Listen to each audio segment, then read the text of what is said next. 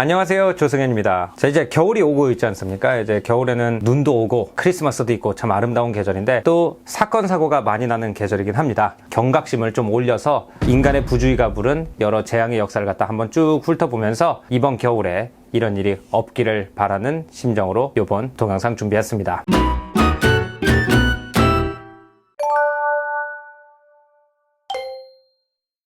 자, 일단 투르크메니스탄으로 가보죠. 투르크메니스탄에 가면은 더르바자 분화구라고 불리는 정말 우주에서나 볼 수 있을 것 같은 어마어마한 크기의 분화구가 이글이글 불에 타고 있습니다.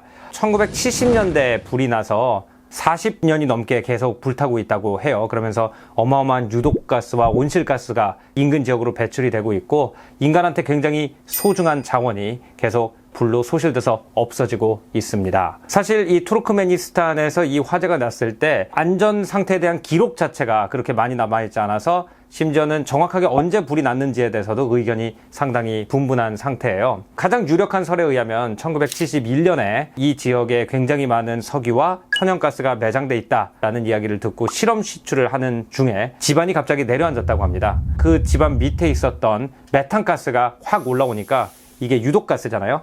이거를 없애기 위해서 거기다가 불을 질렀대요. 문제는 뭐냐? 메탄가스가 몇 주 안에 불타 없어지면은 이 문제가 해결될 줄 알았는데 그 밑에 천연가스가 있었기 때문에 불이 옮겨 붙은 거죠.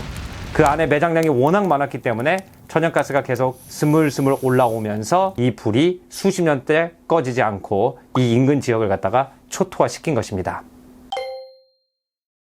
미국에서 1960년대에 비슷한 사건이 있었고요. 바로 펜실베니아에서 일어난 센트랄리아 화재 사건이라는 거예요.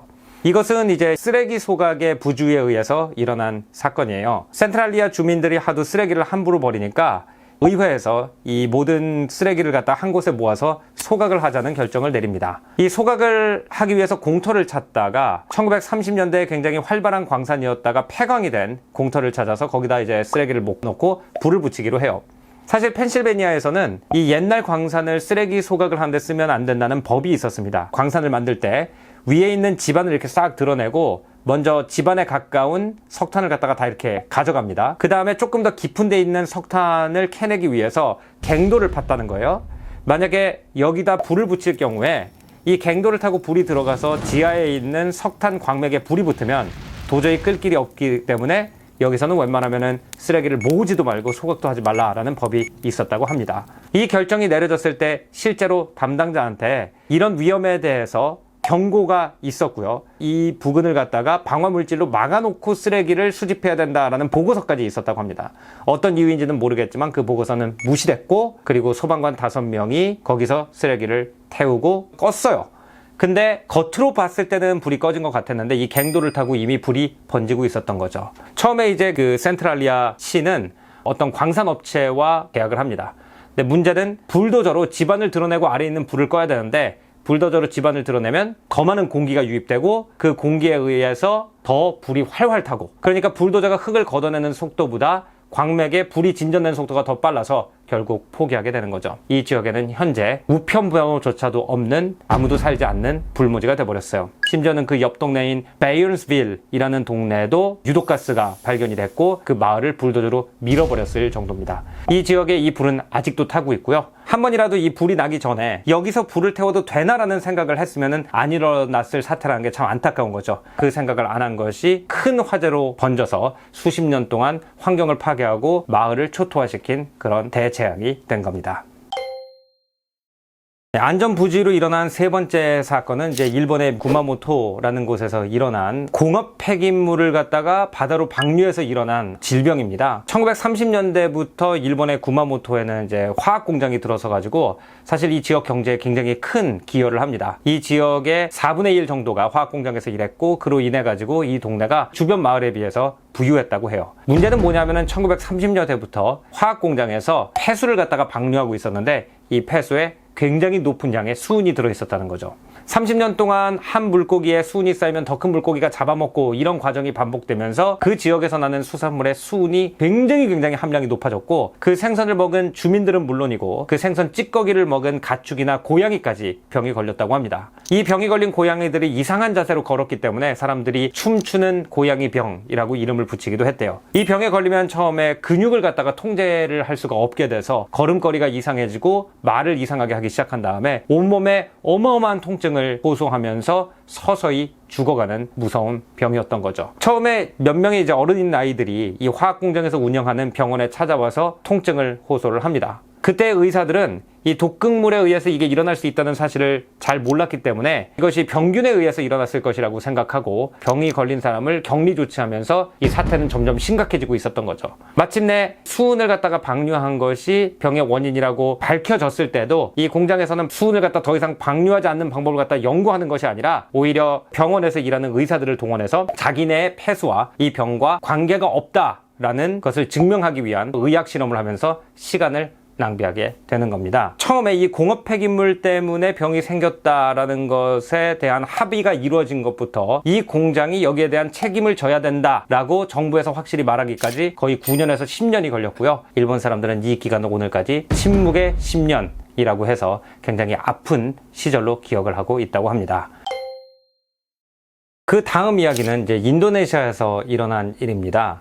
인도네시아는 원래 화산이 많은 곳으로 유명하죠. 태평양에서 화산과 지진이 많이 일어나는 Ring of Fire라고 불리는 지역의 일부입니다. 이 인도네시아에 굉장히 독특한 화산이 있습니다. 시도 아르호 진흙 화산이라는 건데 이것은 이제 과학자들이 인재에 의해서 만들어진 꼭 터질 필요가 없었던 화산이다 라고 얘기를 많이 합니다. 이 시도 아르호 화산은 엄청난 진흙을 뿜어내는데 한참 진흙이 많이 나올 때는 거의 200m 높이로 하루에 15만 세제곱미터 정도의 진흙을 뿜어냈다고 할 정도로 어마어마한 재앙이었고요. 오늘날까지도 이제 길과 인근 마을을 보호하기 위해서 방제시설을 만들어 놨는데 방제시설을 넘어서 진흙이 길 같은 곳으로 들어와가지고 교통을 마비시키기도 하고 원래 그 지역에 있던 인근 마을들은 거의 다 사람이 살지 못하고 있습니다. 자, 여기는 어떤 사건이 있었냐? 이 인도네시아는 천연가스와 기름이 많은 곳으로 유명하죠. 이곳에 실험 시추를 하고 있는 회사가 있었는데 이 회사가 시추봉이 지하 2km 정도까지 들어가는데 시추봉에 안전 케이스를 설치하지 않고 시추를 하고 있었다고 합니다. 그때 인도네시아에서 하필이면 큰 지진이 터집니다. 그 지진이 터지고 여진이 멈춘 다음에 2시간 반 정도 있다가 바로 작업을 재개했는데 그 재개를 하고 얼마 되지 않아서 갑자기 이 진흙이 뿜어져 나오기 시작해가지고 멈추지 않았다는 거죠. 많은 외국 과학자들은 시추봉에 안전 케이스를 씌우지 않은 것이 분명히 영향이 있었을 것이고 지진이 나면은 당연히 집안의 상황이 바뀌었을 텐데 그것을 정확하게 확인하지 않고 계속 시추 작업을 갖다가 밀어붙인 것 자체가 안전 불감증이고 문제를 심각하게 만들었을 것이다 라고 얘기를 하고 있습니다. 자, 마지막으로 제가 소개할 사건은 딥워터 호라이즌이라는 해상 시추선이 폭발하면서 일어난 사건인데요. 뉴스에 보도가 굉장히 많이 돼서 기억하시는 분들이 굉장히 많을 겁니다. 딥워터 호라이즌은 바다 위에 둥둥 떠 있는 유전인데 물 안까지 긴 시추봉을 집어넣어가지고 1.5km 해저보다 더 깊이 봉을 뚫어서 바다 바닥 밑에 있는 기름을 끌어올리는 그런 기계였어요. 위에 있는 유전이 폭발을 하게 되면서 11명이 목숨을 잃게 되고 해저 집안에 있는 구멍에서 기름이 계속 이렇게 나옵니다. 문제가 뭐냐면은 워낙 바다 깊은 곳에 있기 때문에 구멍을 막을 방법이 없었다는 거죠. 여러 가지 방법이 동원돼 가지고 이 구멍을 막으려고 하지만 결국 3달 동안 200만 리터에 달하는 기름이 계속 나오게 되고 이 지역은 이제 물고기도 잡을 수 없고 그 인근 마을들은 기름으로 뒤덮이게 되는 엄청난 재앙이 일어났던 겁니다. 나중에 이제 여기에 대해서 조사를 해보니까 딥워터 호라이즌은 이미 안전수칙 불이행으로 5번의 경고를 받은 상태였고 4번의 안전검사 중에 1번 정도를 갖다가 받지 않은 그런 기록을 가지고 있었다고 해요. 여기도 마찬가지로 안전불감증이 굉장히 팽배했던 산업 현장이었다는 거죠. 자, 우리가 이런 그 사건 사고들을 보면 참 안타까운 게 있죠. 일을 진행하기 전에 안전 문제가 있는지 한번 찾아보기라도 했으면 저런 일이 나지 않았을 텐데 이런 일들은 한번 터지고 나면은 정말 걷잡을 수가 없는 재앙이 돼버리는 경우가 많다는 거예요. 근데 왜 사람들이 확인을 안 하느냐? 이것이 인간의 본성이라는 한 이론이 있습니다. 바로 블랙스완이라는 이론이라는 건데 블랙스완이라는 것은 말 그대로 까만 백조를 말해요. 우리가 백조를 백조라고 부를 정도로 대체로 하얗죠.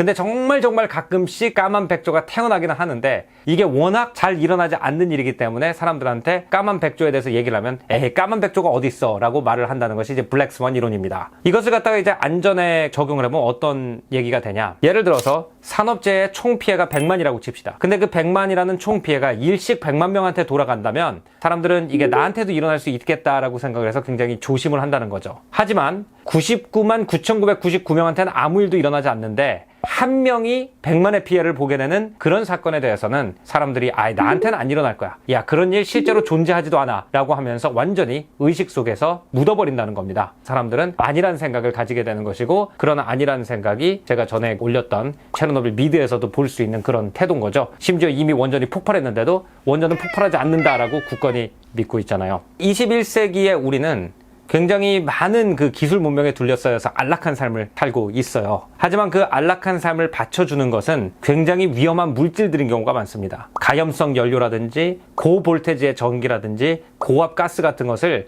우리가 20세기의 기술 발전을 통해서 능숙하게 다룰 줄 알기 때문에 그것이 주는 편의를 누리면서 살아가고 있는 거죠. 하지만 이런 물질들이 워낙 강력한 에너지를 내포하고 있기 때문에 한번 인간의 통제를 벗어나면은 다시 고삐를 주기가 거의 불가능하다는 겁니다. 우리 눈에는 보이지 않아도 사실 우리가 살고 있는 도시, 우리 일터, 우리 산업 현장은 이런 물질로 둘러싸여 있다고 봐도 과언이 아니죠. 심지어 우리의 거주지에도 고압 전선이라든지 LPG 파이프 같은 것이 다 설치되어 있죠. 뭔가 이상한 소리가 들린다, 이상한 냄새가 난다, 이상한 낌새가 있다 하면 설마 무슨 일 있겠어 라고 지나치지 말고 꼭 신고를 하거나 검사를 받도록 해가지고 이번 겨울에는 어떤 사건 사고도 없는 겨울이 됐으면 좋겠다는 의미에서 오늘 동영상 만들어 봤습니다.